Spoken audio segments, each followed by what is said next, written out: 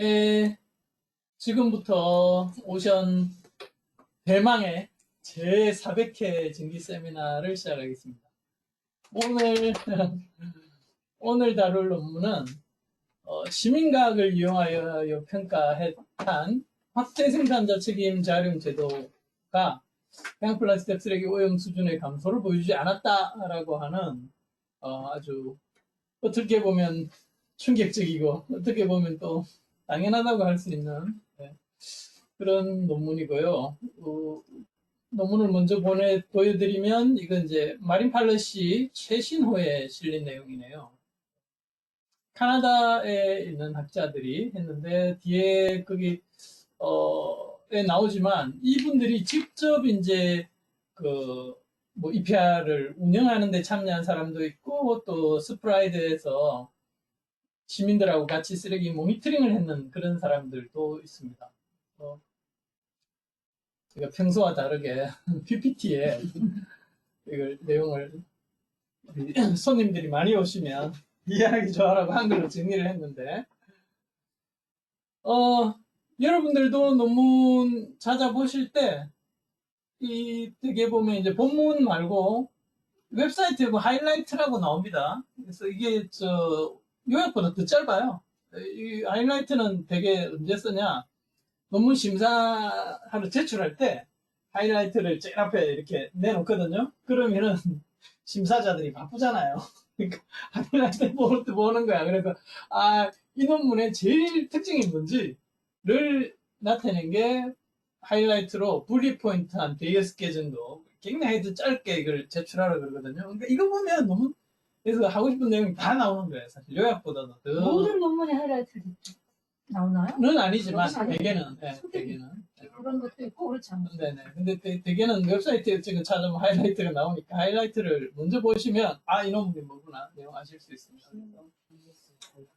쭉 하이라이트 여기에 5개가 있죠. 그래서 EPR Extended Producer Responsibility라고 하는 확대 생산자 책임 제도, 책임 재활용 제도가 플라스틱 오염을 줄이기 위한 정책인데 이걸 진짜 해양의 플라스틱 쓰레기에 어떤 영향을 주는가라고 평가한 경우가 거의 없다는 거죠. 그래서 이 논문에서 시민과학 데이터를 이용해가지고 했더니 이게 EPR을 도입을 해도 바닷가에 있는 쓰레기, 특히 이게 포장재인데 포장재 쓰레기가 줄어들지는 않더라.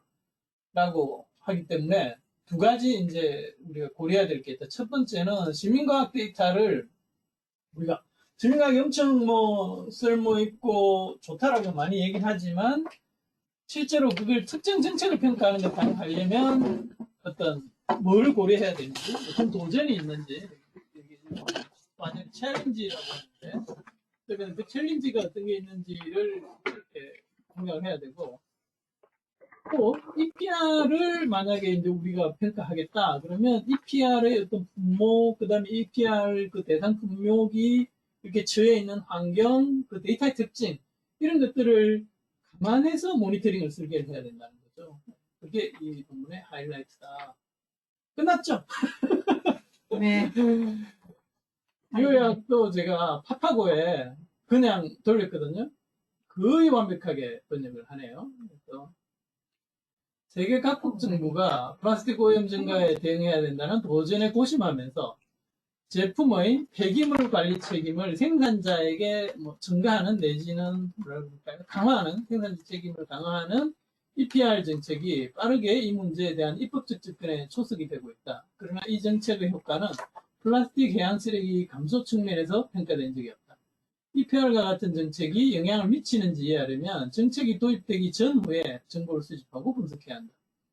캐나다 브리티시 컬럼비아 사례 연구를 활용해서 해안선 오염을 줄이기 위한 포장재에 대한 EPR 정책의 영향을 평가했다. 우리는 이용 가능한 시민과학 데이터를 사용하여 정책 도입 후 오염 수준이 감소하지 않았음을 입증했다. 이 연구 결과는 또 시민과학 데이터를 의도하지 않은 목적으로 사용할 때 몇 가지 한계를 강조한다. 해양 환경에서의 플라스틱 오염 방지를 효과적으로 평가하기 위해 플라스틱 정책 개입은 특정 요구사항에 맞춘 모니터링 프로그램을 필요로 한다. 이게 파파고에서 번역한 그 그대로예요. 제가 하나도 안 고친 것 같아요. 어쨌든 뭐 이렇게 영어 자료를 읽을 때 두려움을 가지신 분들이 있다면 어쨌든 팍파고를 많이 활용하시면 좋을 것 같고요. 네, 뭐 그걸 다 했죠. 요약을 다 봤죠. 그래서 이 전통대로 표와 그래프를 먼저 볼게요. 표 1번이 이 쉽게 말해서 EPR 자료죠. 그래서 2014년에 이제 EPR을 도입을 했는데 그러다 보니까 2014년 자료는 전체가 아니고 7.5개월만 이렇게 해서 뒤에 보면 이게 플라스틱 포장재의 생산량 자체가 늘어나가지고 바닷가에 쓰레기도 같이 늘어나지 않았을까? 이런 이제 의심도 있는데 그 데이터만 보면 그런 추세는 안 보여요. 그리고 EPR 자기들이 그게 저 뒤에 보면 한 재활용률이 50%, 회수율이 50% 정도 되는데 EPR 도입하면서 이제 한 80% 수준까지 거의 이렇게 유지를 하고 있는 거잖아요. 그러니까 EPR 자체는 잘 되고 있다. 네, 볼 수 있습니다. 근데 바닷가에 쓰레기를 조사를 해보니까 딱히 포장재 쓰레기가 줄어들는 것 같지는 않더라라고 하고 있는 거고 그걸 자기들이 어떻게 이제 통계적으로 그걸 입증을 했냐면 이게 그 GLM이라고 하는 통계 분석을 이용해 가지고 했는데 요 방법 자체는 굉장히 생소하고 약간 이해가 안 돼요. 그렇지만 뭐 하여튼 뭐랄까 상세하게 이해는 안 되지만 이렇게 했구나라는 건 알 수 있죠. 그래서 이 이어가 2014년에 이제 EPR을 도입했으니까 그 전후를 우리가 모델링 했을 때 해가 갈수록 쉽게 말해서 바닷가의 쓰레기 양이 줄어드는 거잖아요. EPR이 계속 운영되면. 그래서 그걸 넣지 않은 모델과 넣은 모델의 AIC 결과나 그 다음에 R스퀘어 값의 변동 이런 것들을 봤는데 차이가 없더라. 라는 거고 요건 쉽게 말해서 R에다가 이렇게 써주면 돼요, 그냥. 굉장히 간단한 거예요. 그래서 이게 왜 이렇게 썼는지도 나중에 설명을 해보도록 하겠습니다. 그래서 피겨 1이 보시면 이제 GCSC라고 하는 Great Canadian Shoreline Cleanup ICC예요. 캐나다 ICC에서 이제 그 연도별 평균 그 패키징 그걸 이렇게 보니까 약간 줄어드는가 이런 느낌도 있는데 어쨌든 통계적으로는 그렇지 않았다는 거고 여기 줄어드는 느낌이 드는 거는 앞에 있는 아웃라이어들 때문에 그랬겠죠. 2014년 이후에 이제 줄어들어야 되는데 그런 게 없다라는 걸 ICC 결과로도 보여주고 피겨 2에서는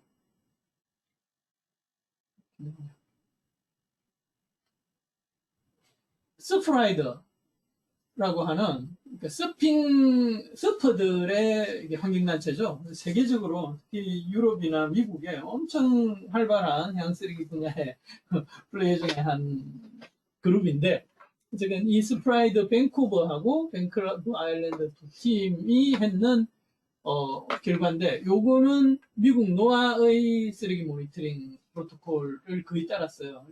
우리 거랑 거의 비슷해요. 그대로 했을 때 보니까 오히려 늘어나는 것처럼 보여요.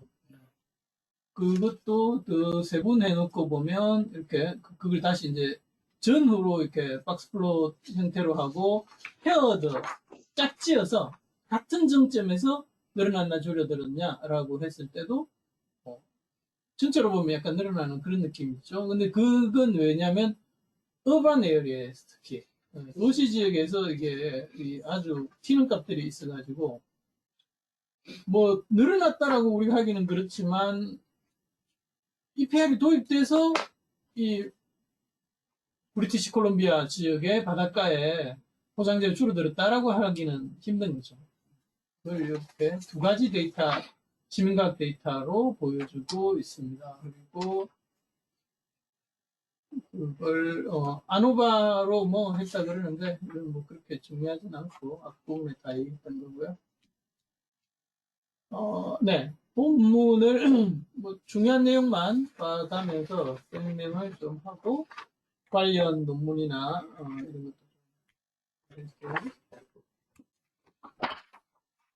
그래서 도입 부분에 보면 이제 플라스틱이 문제다. 그래서 뭐 캘리포니아 베이만 해도 엄청 많이 들어오고 있고 그 중에서도 특히 이제 포장재나 뭐 일회용품, 뭐 포장재도 대부분 일회용품인데 이런 것들이 이제 아주 큰 몫을 차지하고 바닷가에서도 그러다 보니까 제일 많이 발견되고 그걸 줄이기 위한 마켓 베이스드 스트래티지의 제일 대표적인 게 PR이죠. 그래서 생산자들한테 이 제품을 만든 니들이 책임을 져야 될 거 아니야? 라고 하면서 이거의 재활용률을 어떻게든 높여라. 그래서 그걸 하고 있는 제일 두 가지 큰 접근은 하나는 디자인을 개선하는 거죠. 재활용이 잘 되게. 또 하나는 회수를 많이 하는 거예요. 그래서 우리 당장 뭐 스티로폼 부자만 봐도 스티로폼 부표 생산자들은 우리나라의 EPR 제도에 따라서 하나당 돈을 뭐 100kg당 한 100원? 이 정도 냅니다. 그럼 그걸 실행하는 그 공제조합이라는 데가 있어요. 거기서 돈을 다 뜯어가지고 우리나라로 치면 지자체들이 해양청소를 제일 많이 하잖아요. 지자체에서 부표를 쭉 가지고 모아서 감영장에서 재활용품을 생산하잖아요. 그럼 그거에 따라서 그 돈을 보조를 해주는 거예요. 이런 식으로 재활용률을 높이는 게 이제 EPR에서 하는 거거든요. 대표적인 게 EPR이 이제 포장재를 제일 많이 해요. 그래서 뭐 우유팩 잘 안 됩니다. 우유팩.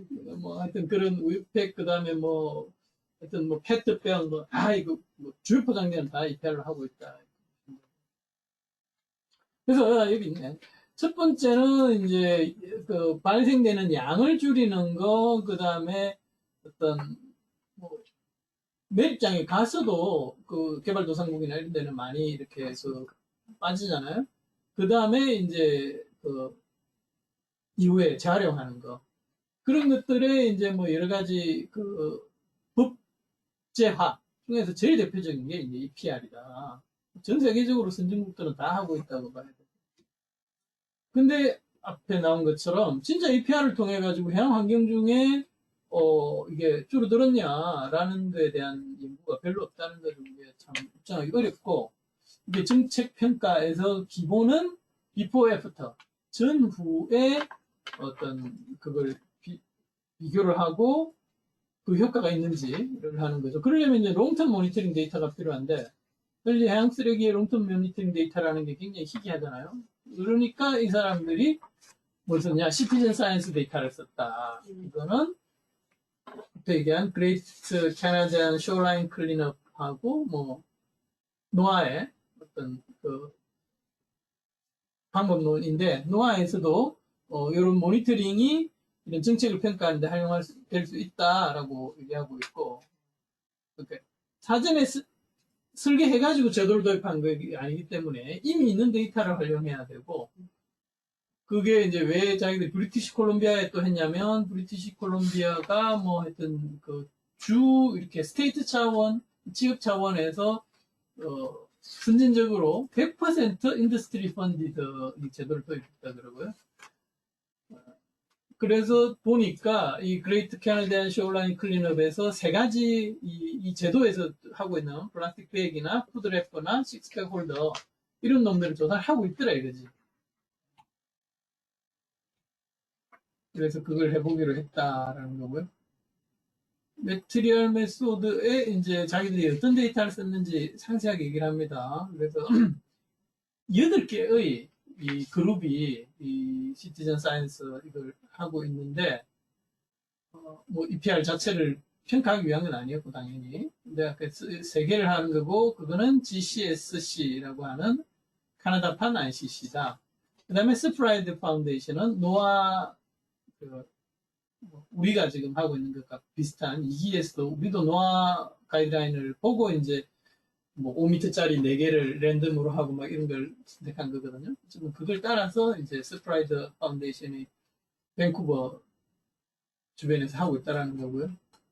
그 데이터를 보니까 하여튼 그게 다 이제 이런 걸 제대로 하고 있지는 않을 거잖아요. 그래서 실제로 지금 자기들이 평가하고 싶은 어떤 항목들을 결과에서 포함하고 있는 것만 추린 거죠.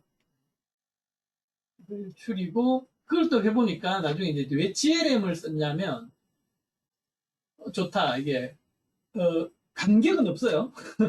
조사 간격은 인터벌이 이렇게 우리처럼 딱 2달에 한 번 이렇게 정해져 있는 건 아니야. 그냥 막 여러 클린업들이 이루어지고 있는데 그래도 통제된 변수 중에 하나가 통제가 안 됐지. 기록만 되어 있는 청소한 대면 길이, 그 다음에 참여한 사람 수, 이건 기록은 돼 있는 거예요. 그러니까 이놈들을 일종의 이제 랜덤 이펙터로 해가지고 우리가 실제로 보려고 하는 거는 EPR이잖아요. EPR은 어떤 영향 변수로 보고 저런 놈들은 그냥 랜덤 이펙트니까 하여튼 그런 것들을 뭐 여러 가지 이제 넣어가지고 랭스 같은 경우에는 표준화 시켜버리면 되죠. 나누면 되잖아요. 해안선 길이당 얼마 있다라고 하고 또 사람 참여 이런 거는 이제 랜덤 이펙트로 그냥 넣어가지고 그걸 믹스드 이펙트 모델이라고 하는 뭐 어떻게 보면 어렵지만 나중에 찾아보면 쉽습니다. 라는 걸 이제 R에 있는 패키지 기능을 이용해가지고 했다 그러고 이걸 트랜스폼을 해줬다 그러는데 이건 조금 이해가 안 돼요. 왜냐하면 GLM을 쓰는 이유가 사실 이 트랜스폼 하면서 생기는 원재료, 원 데이터의 어떤 뭐랄까 손실?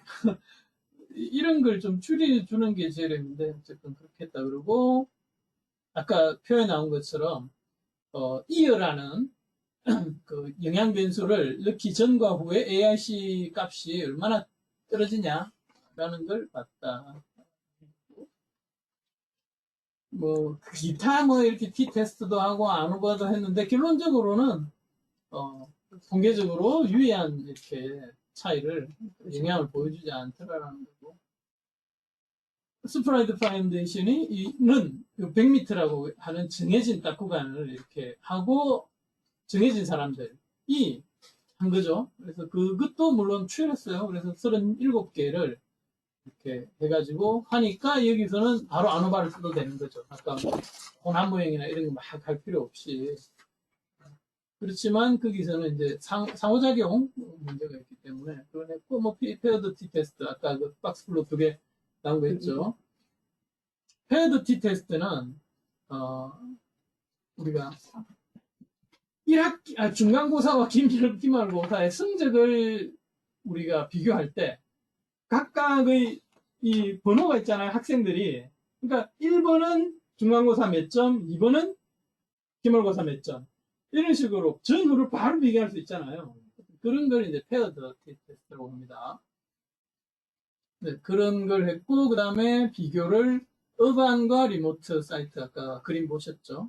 그래서 비교를 했는데, 어반이 이렇게 튀는 것들이 16년에 있어가지고 뭐 그랬는데 어쨌든 그것도 비교를 해봤다 라는 거고 그랬더니 뭐 뭐지 이게 사이트에 따라서 이게 다 다르다라는 거죠. 그리고 근데 이제 하여튼 아까 그 어반 같은 경우에 늘어난 것처럼 이렇게 보이는데 그러다 보니까 프리포스트 이거는 시그니피컨트 하지는 않은 걸로 됐고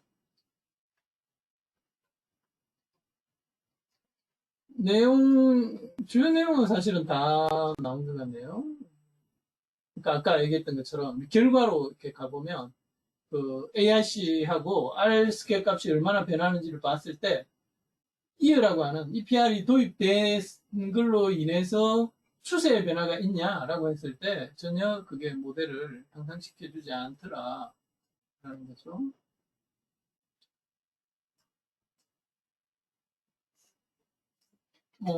그거는 아까 어반에서 했다라는 거고, 디스크리션까지 쭉 다 가가지고 참고 자료를 보여드리는 거고.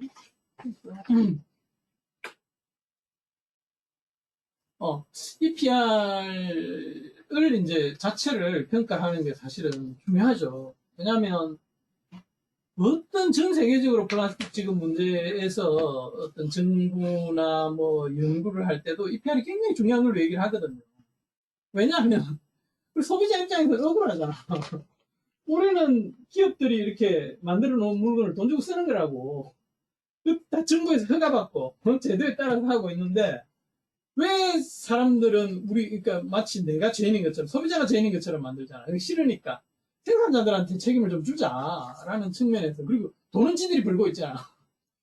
그런 측면에서 굉장히 이게 PR이 중요한데 그게 어떤 실제 해양 쓰레기 감소에 영향을 주는지 평가 안 되고 있으니까 중요하고 여기서 고려한 건 아까 얘기한 것처럼 EPR 제도 자체는 잘 됐는데, 워낙 지금 포장재의 생산량 자체, 소비량 자체가 늘어나가지고 이런 게 나오는 거 아니야? 이런 것도 한번 우리가 고민해 볼 필요가 있는 거고요. 다음에 검토를 한다면.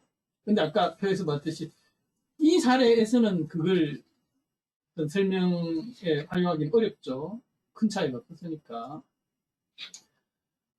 그 다음에 이 연구에서도 이제 데이터 자체가 사진에 이렇게 정교하게 설계된 데이터가 아니고 있는 걸 이렇게 활용하다 보니까 샘플 숫자라든지 뭐 전후 비교라든지 이런 게 굉장히 힘듭니다.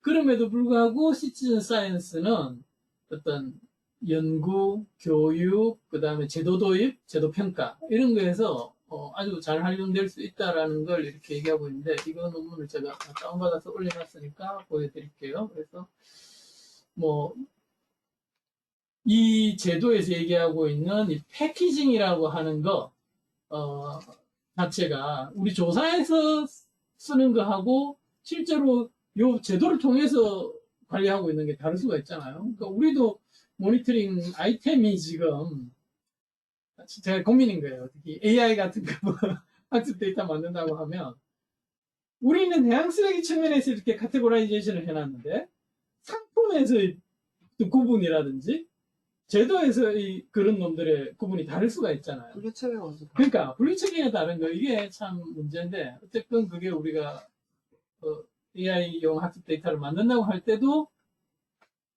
제품, 제도, 해양 쓰레기 모두를 고려해서 이걸 해야 된다라는 걸 이 논문을 통해서 수 있는 거고 특히 이제 뭐 이제 EPR 같은 거 우리가 모니터링 한다고 할 때 세 가지를 고려해야 된다. 첫 번째는 소스가 뭐냐 라는 게 영향을 줄 수 있다. 그래서 쉽게 말해서 브리티시 콜롬비아 안에서만 발생하는 거면 브리티시 콜롬비아의 제도를 가지고 평가하면 되죠.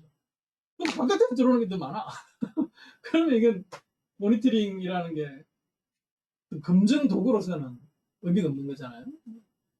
또 하나는 frequent 모니터링. 그러니까 이게 실제로 제도의 효과를 이렇게 디텍트 할 수 있을 만큼의 주기. 예, 뭐 너무 무조건 자주 한다고 좋을 것도 없고, 물론 자주 할수록 좋지만 그 비용이라든가 효율성 문제가 있으니까. 그 다음에 아까 얘기했던 매트리얼 카테고리가 이게 제도하고 그게 돼야 되고, 그 다음에 뭐 이런 것도 있겠죠. 뭐 제품 자체를 이렇게 라이트 웨이트닝을 해버리면 숫자는 많아도 EPR 자체에서 생산량은 몇 톤? 동일한 거예요. 그러니까 아까 표 1번 우리가 보면서 생산량이 늘어난 건 아니네 했는데 또 그게 아닐 수도 있다는 거예요. 하나 자체를 작게 가볍게 만들어버리면 실제 숫자는 늘어나서 그럼 모니터링에서 숫자는 늘어나잖아요. 이런 여러 가지 그 생산 소비에서 일어나는 현상과 모니터링 그게 다 고려가 돼야 된다. 그렇죠. 모니터링을 통해서 어떤 정책을 평가한다는 게 사실은 굉장히 어려워요. 재밌는 거, 이 사람들이 직접 이 스프라이드 파운데이션에서 모니터링을 했던 사람, 그 다음에 이 환경부에서 EPR을 운행했던 사람들이 같이 이게 논문을 썼어요. 참 재밌는 거고. 정책 잡았어.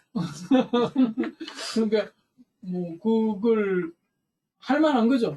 자기들이 실제로 그걸 제도를 도입하고 했으니까 과학적으로 한번 입증해 보고 싶은 이런 거고 이게 아마 전직인 것 같아. 근데 보면 현직. 이 논문을 싫어합니다. 이게 현직이구나. 이게 서프라인드 파운데이션에서는 전직이고 이 사람이 환경부에 들어가가지고 이걸 하고 있는 거네.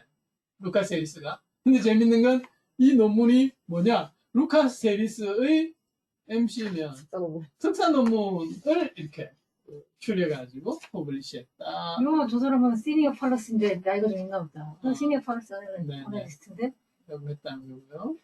특정에 가서 좀 해수부 같은 원숭이 있네. 또 하나, 그러니까 우리나라는 직급 공무원 제도지만 특히 미국이나 뭐 미국은 특히 더 그렇고 전문가 계약 제도예요.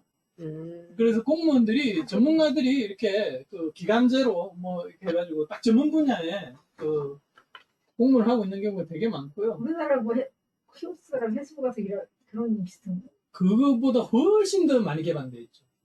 심지어 기업의 어떤 연구소의 그냥 민간 기업의 연구자가 노아에 파견돼가지고 오랫동안 노아의 공무원으로 일을 해요. 그러니까 그 분야에 대해서는 완전 전문가예요. 그러니까 국제회의나 이런 데 가면 게임이 안 되는 거지. 자, 이 논문에서 굉장히 재밌는 게, GLM이라는 걸 썼다고 하잖아요. 그래서 이게 수식을 제가 예전에 이제, 그냥, 참 이게 R이라는 게 어떻게 보면 간단하고 편하거든요? 그래서 GLM 해가지고 수식을 이렇게 써줘. Y 값이 이거죠. 킬로미터당 대기증의 숫자가 물결표, 영향, 물결표 뒤에 나오는 이 X 변수들로 얼마나 설명돼? 라고 그냥 써주면 되는 거거든요. 근데 여기서는 이제 이어를 넣고 안 넣고 두 개 모델을 비교를 한 거잖아요. 그리고 여기 뒤에 보면 이 짝대기 앞에 1 쓰고 뒤에 사이트 쓰고 더하기 people 이렇게 했잖아요. 결론적으로는 얘들은 랜덤 변수로 그냥 얘들이 영향은 보지 마. 얘들은 그냥 이렇게 저렇게 섞여 있는 놈이야 라고 그냥 GLM R한테 얘기해 주는 거거든요. 그래서 그걸 왜 이렇게 쓰지라고 봤더니 국내 논문에 요걸 설명을 하고 있는 게 있더라고요. 어디 갔어? 어디 있지? 아까 다일리에 있었던 것 같은데? 뭐야? IC. 저거 아니야? 리누드 믹스. 예. 그래서 심리학하는 사람들이 이걸 써놨던데, 그래서 이것도 한번 보세요. 여기 랜덤 이펙트를 여기서는 무선 효과라고 했습니다. 여기 있구나. 그래서 자기들은 이제 A, B의 어떤 상호작용을 같이 해가지고 했는데, 여기 1을 왜 이렇게 썼는지 설명해놨잖아요. 그래서 자, 이 표현은 물결표를 기준으로 좌변의 Y는 우변의 효과들의 합으로 나타내고, 보정 효과는 A 곱하기 B라고 하는 변수로 이렇게 본 거고, 무선 효과는 어떻게 했냐면, 짝대기를 기준으로 왼쪽에는 고정 효과, 오른쪽에는 무선 효과. 아까 얘기했죠. 요거는 뭐였죠? 아까 사람 숫자. 이런 것들을 그냥 넣고 옆에다 2를 써가지고 걔가 인터셉터 절편 내지는 전체 평균이다. 그러니까 어떤 참가한 사람들의 숫자라는 건 우리 모델 같은 경우에는 여기에 영향을 준다고 보지 마. 전체 그냥 절편이나 전체 평균을 가지고 그냥 나눠버려. 라고 상관없이 분석을 해라. 라고 썼다라는 거예요. 무선이 랜덤 그렇죠. 이펙트를 무선 효과라. 그렇죠. 네, 랜덤 이펙트. 네네네. 어쨌든, 그 다음에, 왜 그럼 GLM을 쓰는가에 대한 설명도 좀 하면 좋은데, 어쨌든 요즘 우리가 논문을 볼 때 GLM이 굉장히 많이 나와요. 그건 왜냐면, 아노바에 비해서 GLM이 어떤, Y 변수가, 이게, 척도, 연속된 변수라든지 막 이런 게 아니고, 집단 변수. 죽었다 살았다? 내지는 남자다 여자다? 내지는 gen남이다 전남이다 막 이런 명목 변수나 이런 게 Y에 들어가도 분석할 수 있고요. 좀 전에 얘기했지만 전기분포에 대해서도 굉장히 로버스트하고요. 그 다음에 선형 관계만 우리가 되게 보잖아요. 근데 선형 관계가 굉장히 약하고 하여튼 그런 데 대해서도 아주 이렇게 폭넓게 쓸 수 있어요. 그래서 왜 GLM 얘기를 계속 하냐면 우리가 어떤 AI 모델 같은 거 만들 때도 다른 모델보다 GLM이 간편하면서 하여튼 그 간편하니까 컴퓨테이션 파워도 덜 쓰고 이해하기도 쉽고 해가지고 어떤 사람이 그걸 타이타닉 그 생존 모형이라는 게 아주 유명하거든요. 통계하는 사람들한테 타이타닉의 몇 등 객실에 탑승했던 남자, 여자, 젊은이, 늙은이들이 생존 확률이 어떻게 바뀌는가가 통계 공부하는 사람들 제일 많이 하는 거예요. 그걸 GLM으로 해가지고 이게 홈페이지에서 나는 남자고 나 3등 객실에 탈 건데 몇 살이야? 뭐 하여튼 이런 거 집어넣으면 생존율. 당신은 생존 확률이 몇 %입니다라는 답을 딱 주는 거지. 진짜. 그런 사례를 이렇게 소개하고 있더라고요. 제가 어제 이제 GLM 설명하려고 찾으니까. 어쨌든 지금 우리 세미나에서 추세가 예전에는 그냥 단순 안오거나 이런 거나 하다가 GLM 하는 게 굉장히 많아요. 그래서 GLM 아주 단순하고 많이 쓸 수 있기 때문에 GLM 많이 여러분들이 공부해 주시면 좋을 것 같고, 나머지 논문이 기여를 놨었는데 다 갇혀버린 거야. 당연히 지금 안 보이는 거 맞죠? 단어로 잘 안 잡히는 관계도 GLM이 네. 좋은 점은 그리고 이 AI를 써서 여러 가지 변수를 많이 넣었을 때 가장 AIC 값이 가장 낮게 나오면 그 변수들을 고려했을 때 모형이 가장 좋다는 뜻이거든요. 그래서 그 변수를 어떤 영향을 받는 변수 우리가 가려낼 때 굉장히 좋고, 그리고 제가 볼 때 그 일바 사이트 일바 피플 했잖아요. 네. 이러지 않고 얘를 피플이니까 이거는 뉴메릭이네요. 이 GLM의 장점은 그 또 한 가지 우리가 가지고 있는 팩터로 고려할 수 있는 사항, 예를 들어서 숫자로 되어 있지 않고 척도로 되어 있는 것들도 다 GLM을 돌릴 수가 있어요. 그랬을 때 그 애가 미치는 영향까지 다 고려해서 이 AIC 값을 계산해 주거든요. 그래서 이 모델을 개발하는 데 있어서 더 편하다. 네. 이렇게 얘기했어요.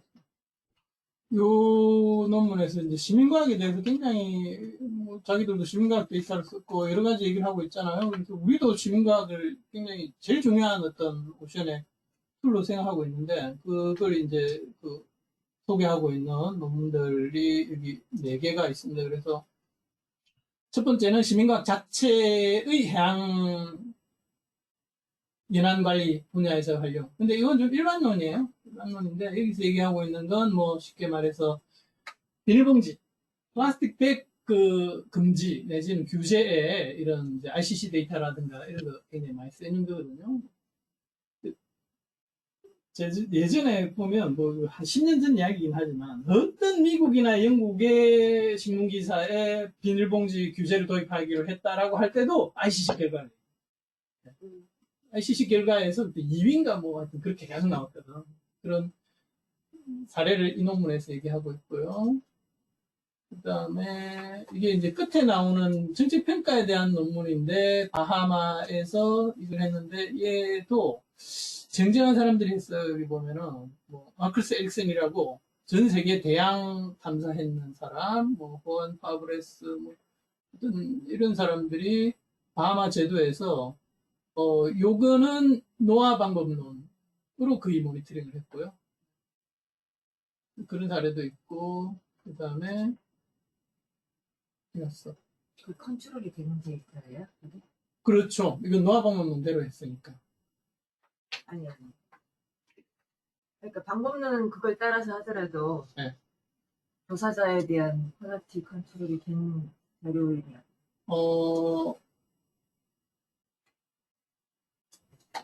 상당히 그러니까 자기들은 노력을 한 걸로 이렇게 나옵니다. 뭐 이렇게 보시는 것처럼 트레이닝이라든지 이런 것들을 막 하고 그러니까 개중에 뭐라 그럴까 좀 구조화된 설계를 통해 가지고 시민과학자들을 리크루트 해가지고 이렇게 조사를 한 그런 사례.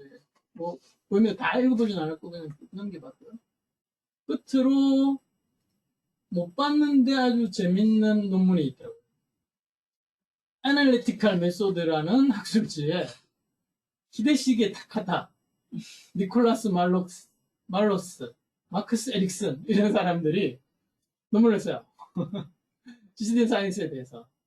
그래서 제일 대표적으로 왜 이걸 시티즌 사이언스라고 하냐면 히데시게 타카다가 글로벌 펠렛 워치라고 전 세계 이 사람은 이제 플라스틱 펠렛의 탑스 이걸 분석한 사람이거든요. 그래서 이게 자기의 완전 대표 상품이야. 그게 하나로 그냥 전 세계의 슈퍼스타가 됐어. 어떻게? 전 세계의 기관이나 NGO에다가 바닷가에서 펠렛 주면 우리한테 호일에 싸서 보내주세요. 그걸 분석해드릴게. 그래서 전 세계 데이터를 얻은 사람. 가장 키딩을 잘한 사람이에요. 원래는 워터와치가 있었거든. 네. 워터와치가 너무 흥행을 하니까 이 사람이 펠레다 칠한 거지. 마크스 에릭슨은 파이브 자이 잘하는 인스티튜트라는 NGO를 만들어가지고 전 세계 과학자들 내지는 NGO 사람들한테 돈 내고 자기 배를 타고 대양 탐사를 같이 하자고 해가지고 무려 1,200만 원을 내요. 자기도. 엄청난 하여튼 전 세계 연구 결과를, 그러니까 대양에 떠있는 쓰레기에 대한 결과를 낸 사람. 니콜라스 마역스는 우리의 파트너 오션 컨저번시의 마린 데브리 스페셜리스트입니다. 그래서 이 사람은 여기에 ICC와 클린스웰을 주로 소개를 하고 있어요. 이 제틀러 이 사람들은 부녀인 것 같은데 이 논문을 쓴 사람. 유명한 논문이 있어요, 사람. 그래서 뭐 ICC하고 그다음에 이거 보세요. 편지 봉투에다가 펠렛을 보내주라 해가지고 글로벌 데이터셋을 만들어 버린 거야. 눈물이 좋죠. 어쨌든 그 다음에 이제 시민과학에 대한 어떤 시사점 이런 것까지 소개를 하고 있기 때문에 제가 이 카페에 다 올려놨으니까 공부하실 때 참고하시면 됩니다. 이상 마치겠습니다. 그러니까 엄청 그러니까 그런 아이템을 발견하는 게 중요해. 오션도. 발견할 필요도 없어. 남들이 뭘 하나 딴 데서 딱 가져오면 돼. 네, 이상 제 발표는 마치고요. 궁금하신 거나 뭐 이야기할 게 있으면 하세요. 그 경향성이 안 보인 이유가 네.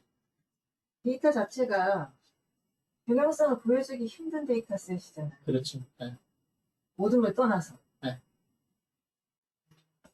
그리고 만약에 그게 육상 쓰레기라면 EPR이 어떤 경향성 준다든지 뭐 품목이라든지 이런 것들이 굉장히 연관짓기가 좋은데 홀 아이템이 육상 쓰레기 많이 있으니까. 네. 근데 우리가 배일별로 하지 않는 것을 저 포장재 품목별로 한다 해도 필름 같은 경우는 어디서 어떻게 된 제품인지 어떻게 알겠어요. 진짜 과자 봉지인지 포장재를 구분할 수 있는 뭔가가 있어야만 이게. 뭐 아니요, 그건 이제 이게 아이템들이 세분화되어 있으니까 되는데, 그러니까 우리 데이터를 가지고 뽑아낸다. 분류를 달리해서 데이터셋 만들면 되는 거죠. 쉽게 말하면. 네. ICC도 그렇게 했을 때고. 네. 근데 그 분류를 했을 때 그게 그 포장재에서 왔다는 걸 그러니까 그것도 마찬가지 대표님 이야기한 것처럼 경향을 보이기 힘든 게 몇 년 해봐가지고 그게 쉽게 말해서 청소를 갖다 전부 다 해놓고 뭐 이렇게 통제돼가지고 하는 게 아니고 그냥 자원봉사자들이 바닷가에 나가서 이렇게 하는 거 내지는 뭐 물론 저기 스프라이드 같은 경우에서는 고정된 정점에서 막 하고 했는데 그럼에도 불구하고 통제할 수 있는 외부 변수들이 너무 많기 때문에 이게 경향을 보이기 힘들어요. GC, SC 같은 경우는 데이터량 굉장히 많지만 통제되지 않은 시민들이 하는 자발적인 조사라는 것이 얼마나 데이터가 이상하게 나오는지 우리는 이미 알고 있잖아요. 똑같은 한국에서 ICC 데이터하고 모니터링 데이터하고 많이 다르다는 것을 우리는 잘 알고 있기 때문에 이게 데이터셋이 아무리 많아도 이걸 통해서 이런 그 어떤 정책의 변화가 데이터에서 나타날 것인지 그걸 사실 기대하기 힘들다는 걸 이미 알고 있어요. 우리는. 근데 여기서는 그걸 시도했고 두 번째나 그 서프라이더 그쪽 데이터는 데이터 양이 워낙 작아요. 네. 사이트하고 사이트당 조사량이 너무 적은데 그걸 가지고 템포럴 트렌드를 보려고 했기 때문에 그건 볼 수가 없는 거죠. 그러니까 나의 논문이 시도는 좋지만 데이터셋 자체가 그런 걸 평가할 만한 데이터셋이 아니라는 것에 저는 더 공감합니다. 네. 그럼에도 불구하고 데이터가 없어서 저걸 없으니까 그렇죠. 하긴 하는데 네. 안 나올 수밖에 없어. 저기가 만약에 나왔다 그럼 그게 또 이상하고. 우리가 지금 거의 똑같은 딜레마에 봉착해 있는 게 스티로폼 부표죠. 스티로폼 부표를 향수안부에서는 제일 원하는 게 그거겠지. 친환경 부표 보급하고 나서 바닷가에서 스티로폼 부표 줄였어요? 라고 얘기를 하지만 예전에 몇 년 전에 이제 그 담당 사무관한테 제가 얘기한 건 우리 모니터링 사이트가 40개인데 40개가 쉽게 말해서 우리나라 전체 해변에 이게 스티로폼 양의 변동을 보여주기도 힘들고 그리고 스티로폼 부표라는 게 뭐 이렇게 딱 그 해에만 발생하는 게 아니고 온 바닷가에 다 흩어져 있다가 바람 불고 하면 밀려오고. 다시 밀려오고 막 왔다 갔다 하고 하는데 그게 모니터링 데이터에서 이렇게 친환경 부표 보급 전후 이렇게 되겠습니까? 그게 참 보긴 하겠지만 힘들 것 같다라고 있잖아요. 제 생각에 그런 것들은 수출공 부표도 마찬가지인데 외국인도 마찬가지인 것 같아요. 이번에 새로 들어온 사이트들이 외국인이 많을 거라고 기대를 하는데 봐봐야 알겠지만 실제로 우리가 경남에서 가는 사이트들은 전남에 가면 외국인이 너무 많은데 모니터링 데이터는 굉장히 1.7%, 4%였던 게 지금 1.7% 이렇게 되고 있거든요. 굉장히 적고 수출공 부표도 우리 경남도 살 때는 엄청 많았는데 실제로 모니터링 사이트에도 그만큼 나오지 않는 이것들은 어쩔 수 없이 스페시픽한 데이터를 얻을 수 있는 조사를 다시 해야 되는 거 아니까 달리해서 해야 되는 거 아닐까 이런 생각이 들고 실장님 말씀하신 대로 40개 정점이 진짜 이게 얼마나 대표할 수 있는지 이것도 외국인들이 할 때 많이 생각했어요. 이번에 식단도 가보고 우리도 이런 데는 더 험한데 비싼 거 없잖아. 네. 이 논문에서도 제안하고 있는 내용이 그런 거죠. 네, 트렌드죠. 그래서 트렌드가 있어요. 시민과학 데이터라는 걸 이렇게 해볼 수 있다. 해봤더니 안 나왔고, 안 나온 이유는 그런 것들이고, 우리가 만약에 어떤 시민과학이라는 걸 통해가지고 정책을, 효과를, 특히 평가를 하려고 하면은 굉장히 설계에서 여러 가지 고려가 필요하다까지가 논문에서 만약에 하고 후진국 같은 데 EPR 제도가 들어가면 그거 확연하게 불가능할 것 같은데. EPR 잘 되면. 들어가려면 다른 설계가 굉장히 EPR 왜 시간까지 너무 시간이 많이 걸리고. 아니, 뭐, 쓰레기 분리 체계부터가 잡혀야 돼. 당장 우리나라의 스티로폼 부표만 해도 걔가 이렇게 그 막 부침을 겪어왔거든요. 제도적으로 EPR 도입했잖아요. 근데 회수 목표가 28%예요. 너무 못 올려요. 그 현실적인 고려 때문에. 그러니까 EPR을 도입했음에도 불구하고 현실에서의 변화에는 별로 영향을 못 주는 것처럼 개발도상국가에 EPR을 도입한다고 해도 그게 얼마나 이렇게 잘 진짜 임플리멘트 될 거냐에 대한 의문이 여전히 있는 거예요. 해양쓰레기 문제에서 그러니까 획기적인 변화라는 건 진짜 기대하기 힘든 거예요. 그걸 모니터링을 통해 디텍트하기는 더 힘든 거예요. 그러니까 우리 모니터링 데이터에서 지난 1, 20년간 수로품 목표가 꾸준히 감소 추세를 보였다는 건 정말 대단한 발견이었거든. 근데 그게 이제 18, 19년 막 이런데 태풍이 막 이렇게 많이 오고 해가지고 하니까 또 이제 이게 모르겠는 거야. 이걸 어떻게 설명하고 우리가 해석할 수 있는지, 입증할 수 있는지, 특히 정책 효과를 입증할 수 있는지에 대해서는 굉장히 이렇게 외부 변수들이 많더라. 자, EPR제도 조금만 더 설명해 주시면 좋을 것 같아요. 잠깐요. 우리 참가하신 밖에서 오신 곽태준 쌤이나 임수양 처음 교수님 거 아니에요? 질문하실 게 있으면 들어보겠습니다. 지난번에- 곽태준 쌤이 마이크를 한번 켜보실래요? 안녕하세요. 네, 안녕하세요. 안녕하세요. 네. 저는 약간 좀 늦게 들어와가지고 흐름을 좀 잘 못 잡아가지고 크게 뭐 질문할 내용은 없고 혹시 요 자료들을 제가 카페에서 좀 찾아보려고 그랬더니 제가 못 찾아서 그거 나중에 한번 알려주실 수 있나요? 네네. 이건 논문 원문이라 저희 내부 카페에 올린 거고 제가 압축 파일로 그냥 묶어서 보내드릴게요. 네, 알겠습니다. 감사합니다. 앞으로도 자주 세미나에서 뵙죠. 아, 예, 저 최대한 많이 참여하려고 노력하겠습니다. 네. 네. 임 교수님 혹시 뭐 네, 저도 뭐 조금 늦게 들어오긴 했는데, 한 두 가지 말씀드릴 게 보이네요, 보니까. 그러니까, 이런 다중회귀 모형이라고 하는 툴을, 어떻게 쓸 수 있느냐 하는 예로 이 논문이 좀 돋보이는 것 같고, 그리고 우리가 어떤 자료를 가지고 있든지 간에, 그걸 과학적으로 해석을 하기 위해서 방법론적인 게 어떤 것들이 필요한지 하는 거를 잘 보여주는 것 같아요. 그러니까 쓸모없는 데이터는 없는 것도 사실은 쓸모없는 게 쓸모없다라고 우리가 말로는 막 이렇게 이런저런 얘기를 할 수가 있는데 그게 왜 쓸모없는지를 모형으로 이렇게 보여줄 수 있는 것도 굉장히 중요하고 그리고 그 모형이라는 것 자체가 모형은 또 모형일 뿐이기 때문에 다중회귀 모형 중에 A, B, C, D, E, F, G 엄청나게 많거든요. 그게 많은 것 중에 한 개의 모형을 가지고 지금 이렇게 본 거일 뿐인 거고 그리고 뭐 앞으로 오션이 갖고 있는 그 많은 자료들도 그 실제로 어딘가 정책을 제안하거나 아니면 누군가에게 답을 주고 싶을 때는 이런 모형들을 좀 활용해서 그래서 그렇게 나오는데 실제로는 이렇더라라는 얘기가 진실로 필요한 게 아닌가라는 생각이 들었습니다.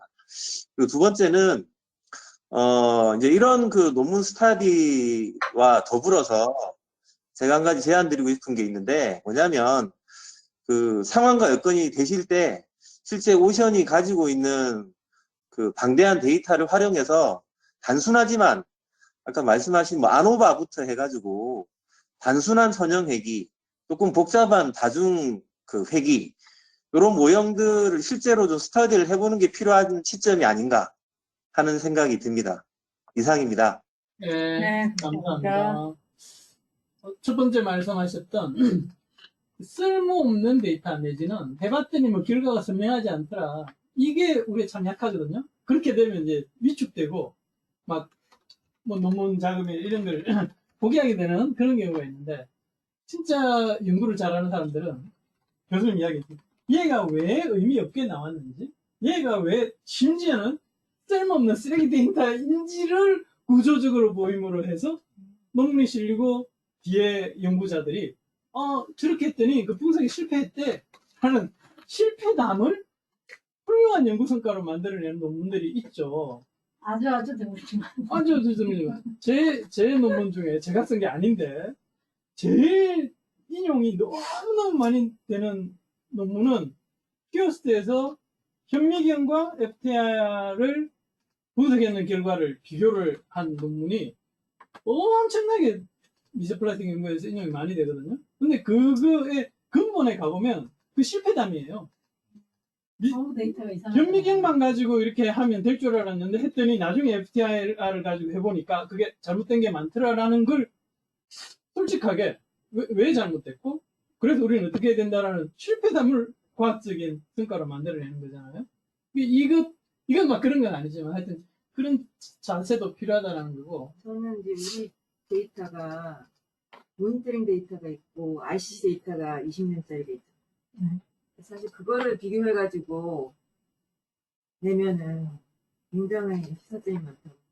똑같은 보통 두 개 다 시민과학이라고 얘기를 하지만 하나는 그냥 자유롭게 한 거고 하나는 컨트롤이 된 거였는데 그것이 어떤 차이를 보이는지 어떤 변화가 비슷하게 나타나는지 또는 다르게 나타나는지 그 위치도 다르고.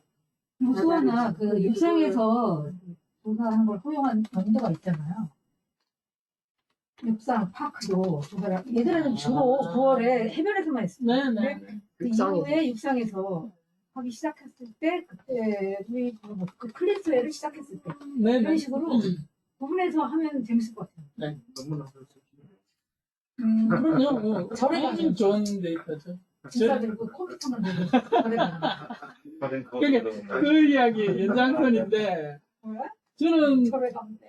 논문을 읽을 때 그 나오는 통계라든가 이런 것들을 항상 우리 데이터에서 해볼 수 있는가, 내가 해볼 수 있는가라는 걸 해보거든요. 그러니까 옛날에 중세 이후에 그 자연 철학자들이 학술 논문이라는 걸 만든 이유가 재현 가능성이거든요.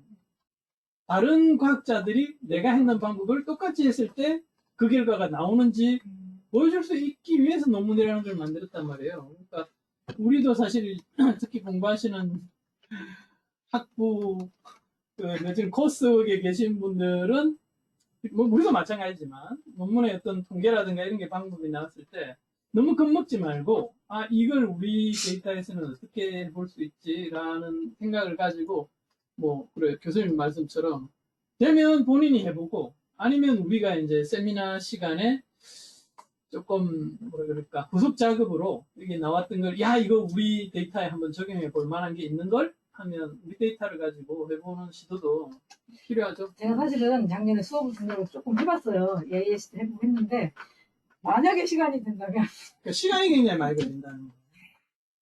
하나씩 할 때마다 보여드릴게요. 그러니까 논문을 이렇게 써야 되는 게 왜 시간이 많이 걸린다? 데이터를 이 통계에서 쓸 수 있는 방법을 전처리에 맞게 전처리해서 구조화하는데 시간이 굉장히 많이 걸리는데 근데 그것만 되고 나면 사실 통계라는 건 아까 제가 보여드렸듯이 글자 몇 점 치면 되는 거거든요. SPSS라면 선택만 해주면 되는 거고. 그래서 시간을 주시오. 시간을 주세요. 시간 만듭시다. 네, 그렇게 해보기로 하고요. 다른 뭐 궁금한 사항이나 질문거리가 또 있나요? 짧았던 거 확대 시간을 생산자 드려요. 책임제도 이런 얘기를 좀 들려주면 좋을 것 같아요. 아, 우리나라 언제 도입됐는지 어떻게 시작됐는지 모르겠어요. 그건 별로 준비가 안 돼 있는데, 찾아보시죠. 지금 제일 대표적인 어떤 기업의 이 자령 의무 이런 것들을 부과하는 여기서 방법이 지금 쳐봐도 사실은 기본적으로 네. 얼마나 건데. PR이고, 뭐 그거 외에도 그러니까 제일 안 내는 건 폐기물 부담금이라는 게 있어요. 이건 기업들에게 저런 재활용 의무나 이런 것들을 아무리 줘도 걔는 근본적으로 재활용이나 이런 게 힘든 놈이야. 그러면 아예 폐기물 부담금이라는 거 자체를 때려버려. 그래서 톤당 얼마씩 돈 내. 그럼 정부에서 알아서 할게. 가 제일 낮은 말이에요. 그 다음이 자발적 협약이라고 저 의무를 주지는 않는데 기업들 니들이 스스로 이렇게 해가지고 재활용을 한번 잘 해봐. 정부에서 규제하면 뭐 안 좋다며 이러면 하는 두 번째 단계가 자발적 협약. 마지막이 EPR인 거예요. 물론 EPR보다 더 강력한 무슨 뭐 금지 내지는 의무 뭐 이런 게 있겠죠. 근데 하여튼 대개는 세 단계 정도다. 폐기물 부담금, 자발적 협약, 그 다음에 EPR. 이고 대개는 정책적으로는 이 순서대로 어떤 제도가 발전할수록 이렇게 더 선진적인 제도라고 보고 있는데 이게 봤던 것처럼 EPR이라고 해서 능사는 아니고 하여튼 더 우리가 특히 기업 플라스틱을 통해 돈을 벌고 있는 사람들에게 이 환경 문제에 대한 의무를 주기 위한 노력들이 필요하고 그게 지금 당장 이번 달에 케냐와 온라인에서 열리고 있는 UN 환경총회 제5차 환경총회에서 해양 쓰레기에 대해서 새로운 국제협약에 대한 논의가 시작이 될 거예요. 그런 것들이 더 의무를 강화하는 거죠. 그래서 궁극적으로는 이 생산자들에게 CO2처럼 캡을 씌운다든지 막 하는 것까지 가는 걸 지금 장기적인 목표로 아마 그 협약은 할 거고, 물론 그 안에서 생산자들하고 그 다음에 플라스틱 산업이 발전해 있는 나라들하고 막 엄청난 이 협상과 갈등 이런 게 벌어지겠지만 어쨌든 지금 제5차 총회의 역사적인 중요성은 그 새로운 국제협약을 논의하기로 시작을 하기로 했다는 내일부터 거. 시작인데 우리도 온라인으로 참여를 할 수가 있습니다. 시간만 되면. 그 링크를 제가 보내드릴게요. 우리가 지금 일을 해야 되는 게 지난번 2월 초에 저 차에서 참 냉이 발표, 네네. 예냉이 발표. 네. 그래서 플라스틱 컨벤션 무슨 컨벤션 하겠다는 거예요? 하려고 한다는 거예요? 준비한다는 건 뭐였어요? 요지가 그러니까 뭐 두루뭉실한 거였어요? 하기로 했다. 두리뭉실까지는 아니고 네. 두리뭉실까지는 아니고 이것도 굉장히 막 역사적인 얘기인데 어쨌든 그 분기점은 제3차 유엔 환경총회 7년이었죠. 에서 검토를 한 거예요. 지금 이 해양 플라스틱 문제가 현행대로 되겠냐? 내지는 지금 현재의 국제협약들을 더 강화하는 걸로 되겠냐? 완전 새로운 국제협약이 필요하냐? 세 개를 검토한 보고서가 있었고 그걸 실제로 어떻게 할지에 대한 오픈엔디드 애드혹 전문가 그룹이라는 걸 3차 총회의 기류로 만들었어요. 이 사람들이 2년에 걸쳐서 정기회의를 계속 해온 거야. 그래가지고 작년 11월에 그 네 번째 전문가 워킹그룹을 해서 그 결론이 가까이 됐다.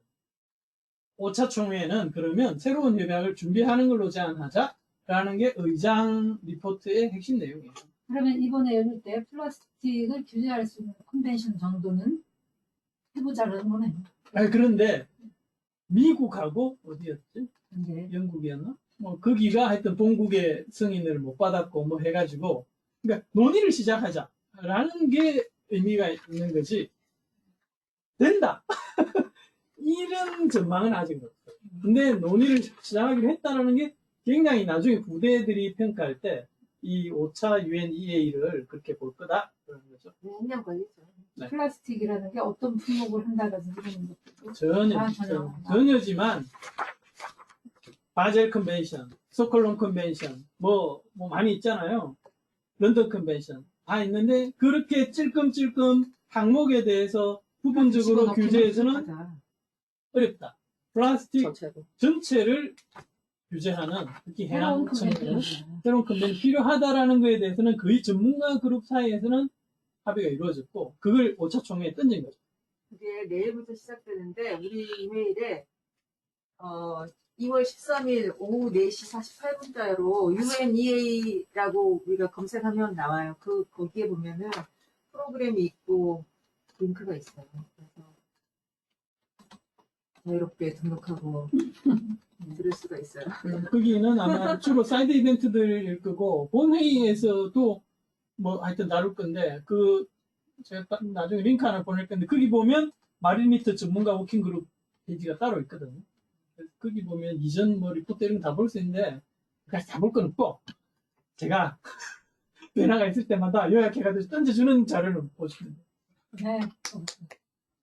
네. 이게 수출과 수입이 중국에서 금지했잖아요. 그러기 때문에 이게 확실히 물결을 타서 플라스틱 쓰레기의 이동에 관한 그게 바젤 컨벤션 그런 거잖아요. 바젤 컨벤션에서 그 결정했죠. 네. 그게 그런 굉장히- 식으로 나올 수 있을 것 같아요. 네.